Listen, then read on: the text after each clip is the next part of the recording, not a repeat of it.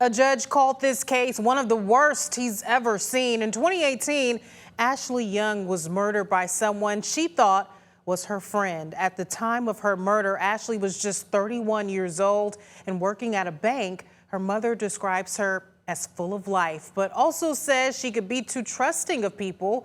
She had an on and off again friendship with 30-year-old Jared Chance, someone her mom says often mistreated Ashley. One day in late November of 2018, Ashley's mom couldn't get in contact with her daughter and later filed a missing persons report. The next day, police went to Chance's home, but no one answered. The day after that, Chance's neighbor reported a bad smell. That's when police found Ashley's torso in the basement. Her head, hands, and feet have never been found. We sat down with Ashley's mom on Morning Plus. Welcome back. In 2018, 31-year-old Ashley Young was killed in Grand Rapids. In 2019, her murderer was sentenced to 100 to 200 years in prison. And tonight, this brutal murder will be the subject of a true crime show on Investigation Discovery. This morning, we're joined live by Ashley's mom, Christine Young, and her partner, Dana Nelson. Thank you both so much for joining us live this morning. Thank you for having us. Yes, first, let's start with Ashley. Please just tell us who she was. Ashley was a very wonderful, bright, caring, kind young woman who believed everybody was good. She would do anything for anyone. Whether she knew them or not, she would help out.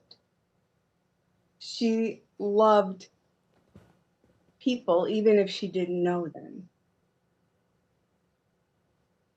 Well, such a horrific story in terms of what happened to Ashley, her murder.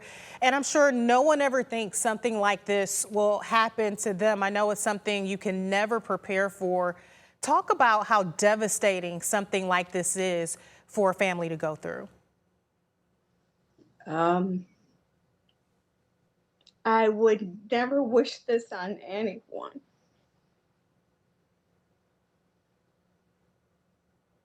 You never forget.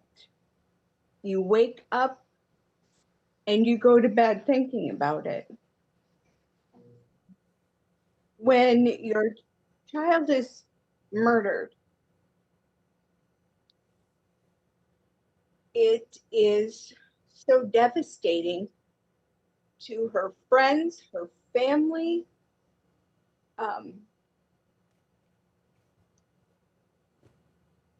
Even 7 years later, it's just like it just happened today. I can see that in your emotion. You know, I'm hoping that something we say today can maybe help someone else. One of the scariest parts of this crime is that the perpetrator was someone who claimed to be a friend of Ashley's. Talk about some of the signs that you can maybe give to warn other people about problematic people in your life. When you have people who truly care about you, they are not going to use you. They're going to lift you up. They will help you as well as you helping them. I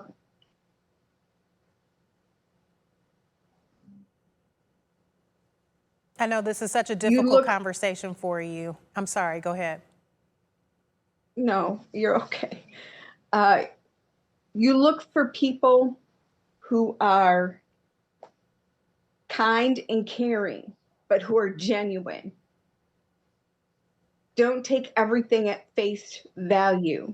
Not everyone is going to be your friend. There are going to be people out there who will lie to you, who will steal from you, who will do anything that they can to use or abuse you. There are so many kids, especially young ones, who are on social media who think that, you know, they have all of these friends and they've never met them. Ashley knew the person, or thought she knew the person who did this to her. She did not believe that he would harm her. She thought she could help him.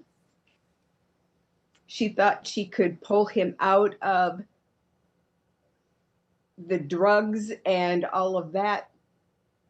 Sometimes you have to let people go. Talk And you more have to about let that. them go. Can you set the stage for what was going on in Ashley's life at that time? We mentioned that she was 31 years old. I know that she wasn't from the Grand Rapids area. Can you kind of set the stage for, was she working at the time? What was going on in her life?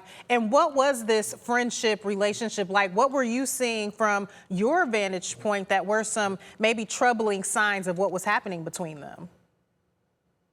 Okay, so Ashley lived in Kalamazoo, and she was supposed to get an apartment, and I was going to co-sign for her. And she loved her job. She had a job working at PNC. She was in a call center, and she loved it. She loved the people she worked with. Um,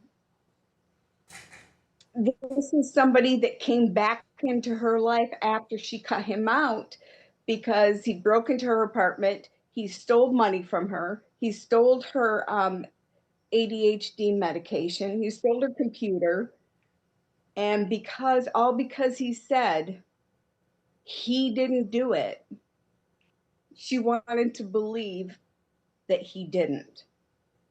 And I didn't know that they were reconnected until the Monday before she was murdered. And once I found out that Monday, when she told me that that she had reconnected with him, we had a little come to Jesus meeting, and I told her to stay away from him. I told her he wasn't good. I said, he lies. He does this. I was just pointing out things he had done in the past. And just because somebody says that they didn't do it doesn't mean that they didn't. And I know we can all relate to that sometimes, having a loved one who has a friendship with someone you know is not good for that person. You mentioned the lying. What were you worried that she was in danger? Were you worried that something like this would ever happen? And again, what were the things you were seeing that you knew were red flags, that you knew you wanted her to get away from this person?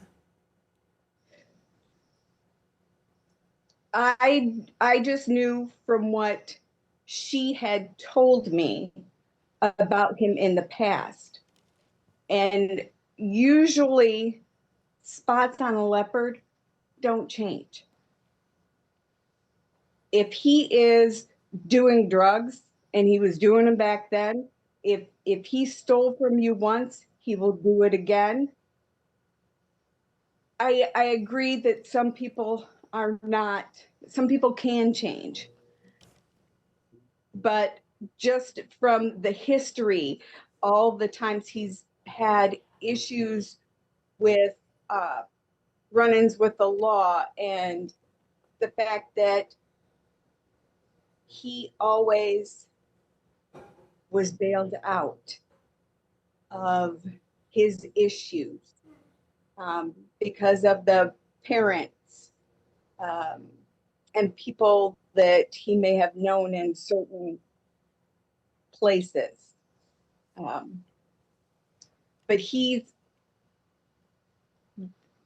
when she told me about him, I never got a good feeling.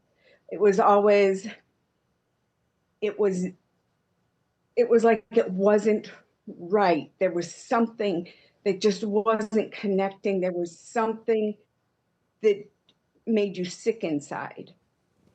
And when you get that feeling, and it's the fact that go with your gut. Don't second guess. Go with your gut. And that's what I was doing. I was going with the feelings that I would get in my gut. from him or from what she told me about him. We didn't know that she was meeting up with him on that Mm-mm. Wednesday. Oh no, if I would have known, I would have been there. I would have found out where he lived. I would have been there. And of course, the outcome in the end ultimately was horrific. A Kent County judge calling this one of the worst cases that he's ever worked with. This was a senseless killing, and of course, her body was dismembered as well. These are the details that they'll be profiling in the true crime episode tonight that's airing about Ashley's story. Why did you choose to take part in that show? I want Ashley's story out there.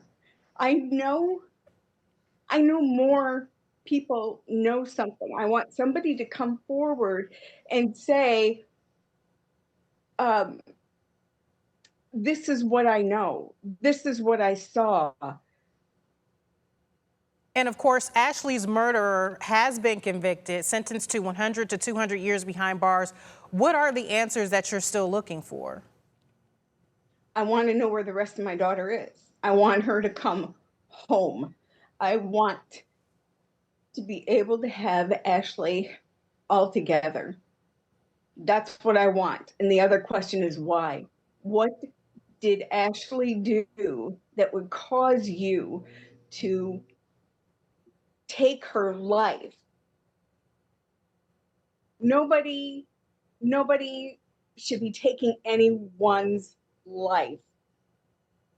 This was completely senseless. Even he admitted Ashley did nothing wrong. If Ashley did nothing wrong, why did you kill her? Why did you take her? What was the purpose? Well, I just want to thank you all again for taking the time to chat with me about this. Again, that episode is airing tonight. It's on Investigation Discovery. The show is called Body in the Basement. And I truly hope that you two do get the answers that you are looking for. Thank you again for your time. Thank you.